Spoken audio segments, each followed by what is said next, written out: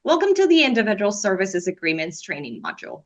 Today, we'll be focusing on how ISAs function as a shared student-centered tool for delivering services to students who receive support from non-public schools and agencies.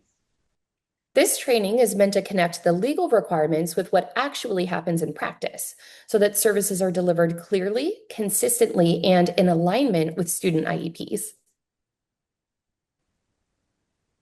My name is Katya Borshov, and I'm an accountant with the El Dorado County CELBUS. I work closely with LEAs and charter schools on fiscal oversight, contracting, and compliance related to MPS and MPA services. And I'm Jen Parker, Director of School Services with Specialized Therapy Services. From the provider side, I work directly with ISAs in the context of service delivery, staffing, and implementation. Here's a quick overview of what we'll cover today. We'll begin by discussing master contracts and individual services agreements, including their roles and requirements.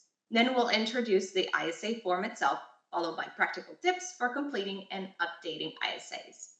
I'll start by grounding us in master contracts, and then Jen will walk you through the ISA requirements and the form in more detail. This training is designed for IEP team members who work with students receiving services from an NPS or NPA, as well as special education coordinators, administrators, and district or charter staff responsible for contract management. Anyone involved in authorizing, monitoring, or supporting non-public services will benefit from understanding how ISAs fit into the overall service delivery process.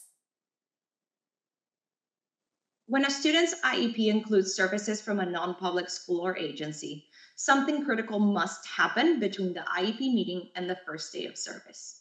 The IEP decisions must be translated into a legally binding agreement that specifies exactly what services will be provided, by whom, and at what cost.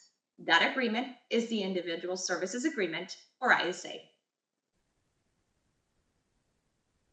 By the end of this module, you'll understand the relationship between master contracts and individual services agreements and what ISAs must include to meet legal requirements.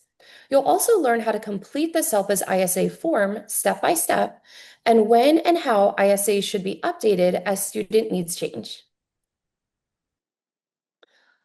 ISAs are a shared student-centered tool that play a critical role in translating a student's IEP into clearly defined actionable services. They support alignment, consistency, and fidelity in how services are delivered across LEAs and providers. With that big picture in mind, I'm going to start by walking us through master contracts because they provide the framework that allows ISAs to be developed and executed.